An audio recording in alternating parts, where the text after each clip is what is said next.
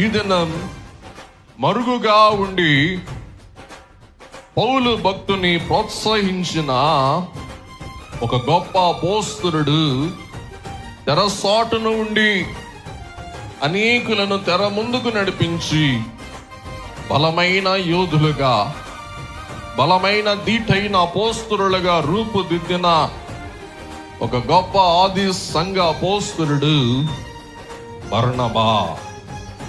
ఈ బర్నబా యొక్క ప్రోత్సాహం అనేక సందర్భాలలో ఈ బర్నబా ఎవరెవరికి ఎలాగున ఏ కాలములో ప్రోత్సాహం అందించిన వారై ఉన్నారో మనం ధ్యానం చేసుకుందాం.